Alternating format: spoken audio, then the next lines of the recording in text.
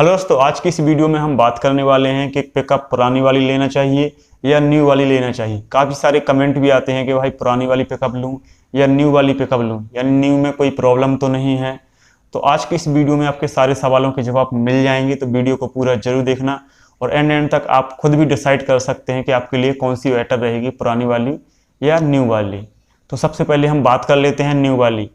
जैसे कि न्यू वाली में BS6 इंजन आया है और जो पुरानी वाली थी उसमें BS4 था, BS3 था।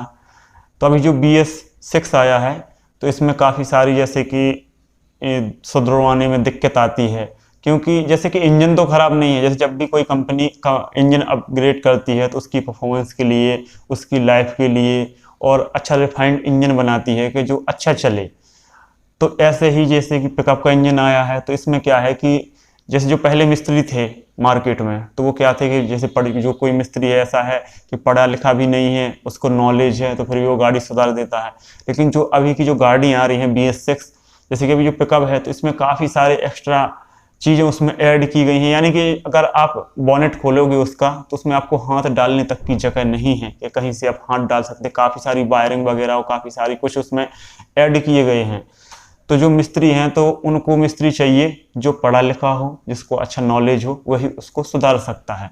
तो मिस्त्री अभी क्या है कि मिस्त्री अभी पूरी तरीके से हुए नहीं है, यानी कि जो बड़े बड़े शहर हैं वहीं पर आपको मिस्त्री मिलेंगे।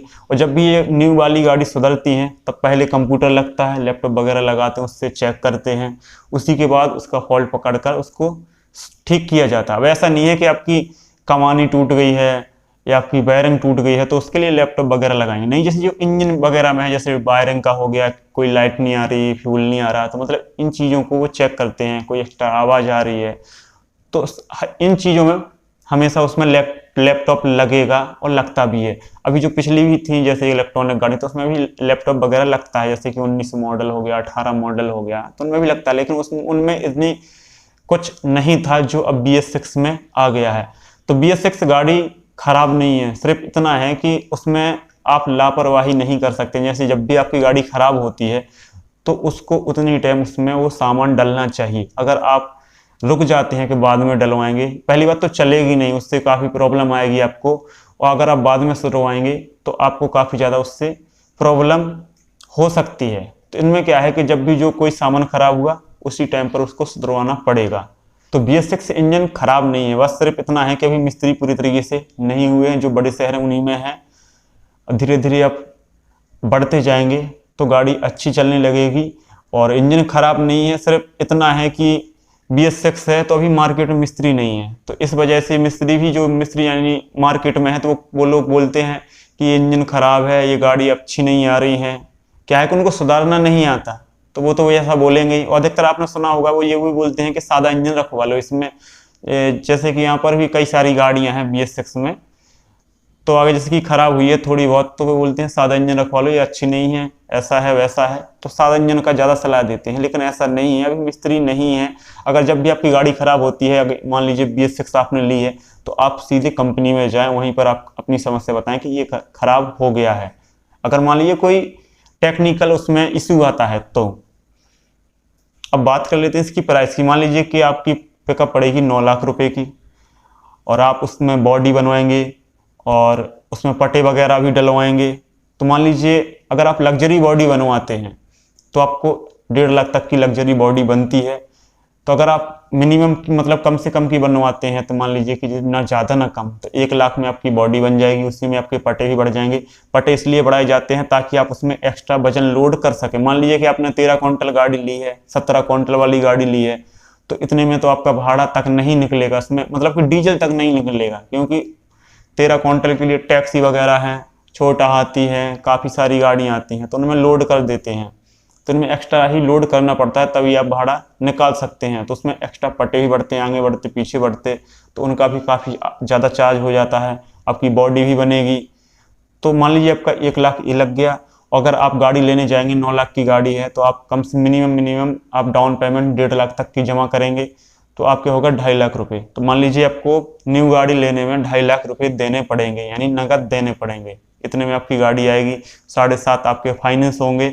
अब मान लीजिए कि आपको गाड़ी से खर्च भी चलाना है, आपको न्यू गाड़ी लेनी है और खर्च चलाना है, तो कोशिश कीजिए कि आप ज़्यादा से ज़्यादा मान लीजिए कि साल के लिए उसको फाइनेंस करवाएं, या तो आप 4 साल के लिए 5 साल के लिए फाइनेंस करवाएं, मतलब जितनी से जितनी हो सके छोटी छोटी EMI करवाएं, क्योंकि उसमें आप आराम से उसकी EMI निकाल सकते हैं और अपने घर के लिए भी कुछ बचा सकते हैं। उसमें सिर्फ ये हो जाएगा कि आपका इंटरेस्ट रेट यानी कि आपका ब्याज बढ़ जाएगा, लेकिन वो उतना आपको मतलब कि भारी नहीं पड़ेगा जो आपकी बड़ी किस्त भारी पड़ती है, क्योंकि किसी किसी महीने में आपके भाड़े कम मिले तो उसमें काफ़ी मुश्किल हो जाता है कि मान लीजिए आपको उसी से घर चलाना है और फिर आपकी किस्त भी नहीं जा पा रही है।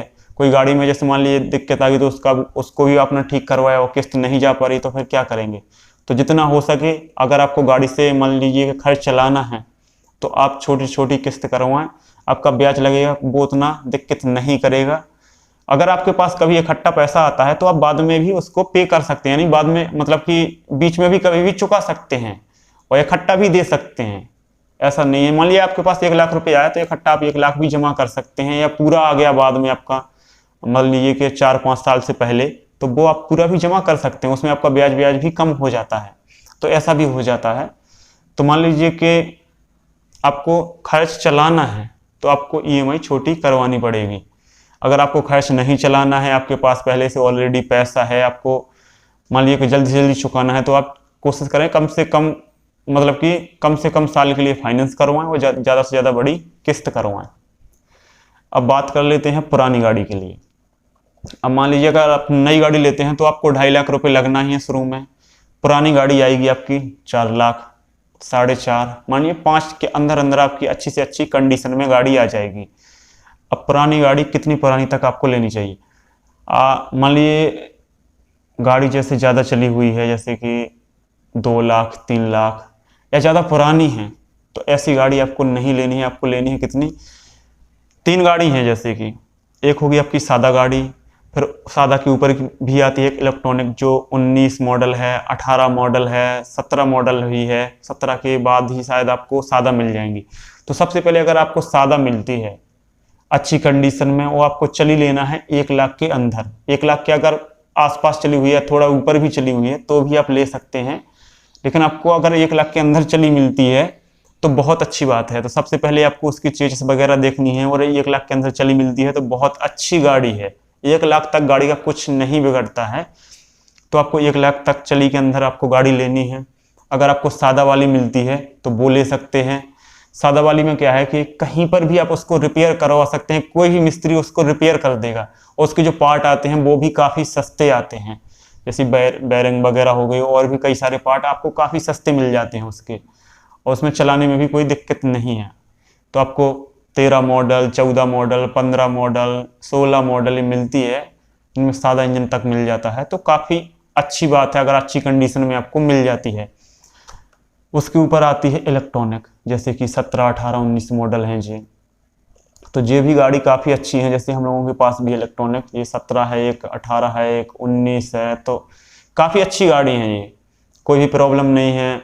और इंजन तो अभी किसी भी गाड़ी का नहीं, एक गाड़ी 3 लाख होने वाली है, इंजन में कुछ भी काम नहीं करवाया, सिर्फ उसकी क्लच प्लेट चेंज हुई है, तो इंजन में कुछ भी काम नहीं करवाया है। बाकी जैसे पटा वगैरह हो गए और भी कई चीज़ें जैसे होती रहती हैं, तो ये तो आपको करवाना ही पड़ेगा। जितना जैसे माल लोड लेके जा रहे हैं आप, टूट गया पटा तो चेंज करवाना ही पड़ेगा।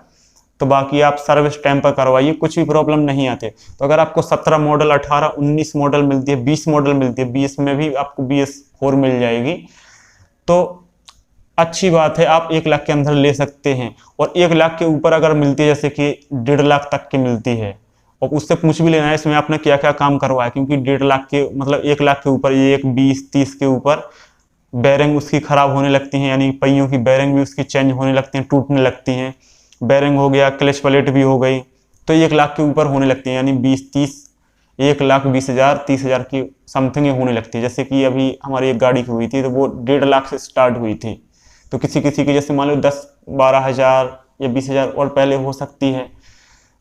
तो जो बैरिंग होती है तो उसमें भी आपका मोटा खर्चा आ जाता है। जैसे बैरिंग हो गया, चारों बैरिंग हो गई, और एंड हो गए, एंड भी चेंज होते हैं, और भी कई सारी चीज़ें होती हैं, और क्लच प्लेट हो गई तो ये भी चेंज होती है 1 लाख की पारी।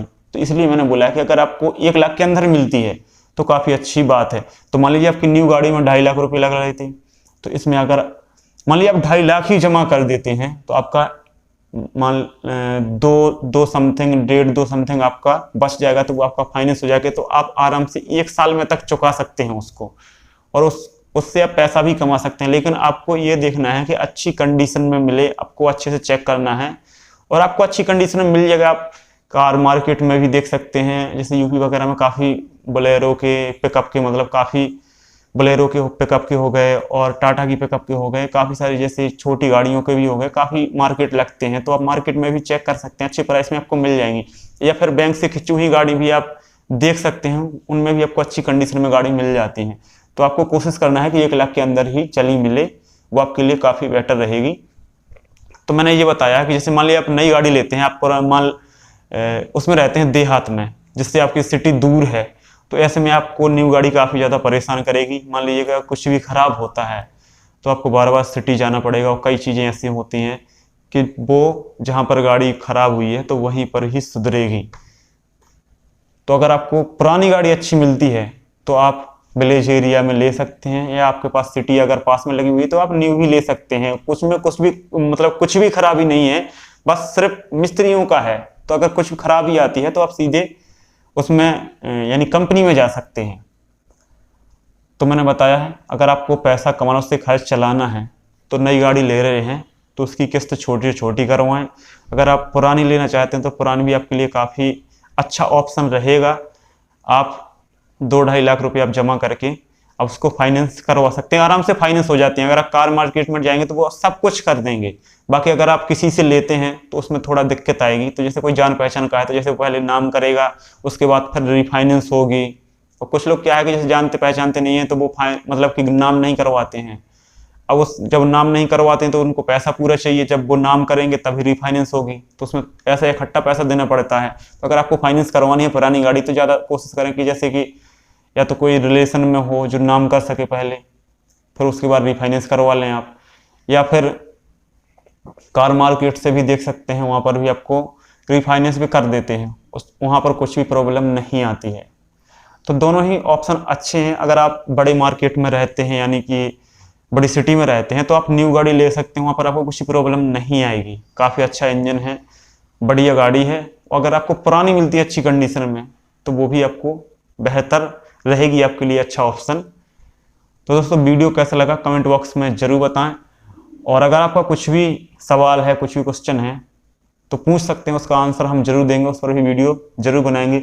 और कमानी पटे से भी एक वीडियो आनी है फुल डिटेल में, किस में कितनी कमानी बढ़ती है, काफ़ी सारे इस पर भी क्वेश्चन आ चुके हैं, यानी आप लोगों ने पूछा है, तो इस पर भी जल्दी वीडियो आएगी जिसमें सारी गाड़ियों को मैं डिटेल में बताऊंगा, कौन में कितने पट्टे बढ़ते हैं, कितना तक खर्चा आता है। तो दोस्तों मिलते हैं न्यू वीडियो में, तब तक के लिए सभी दोस्तों को बाय।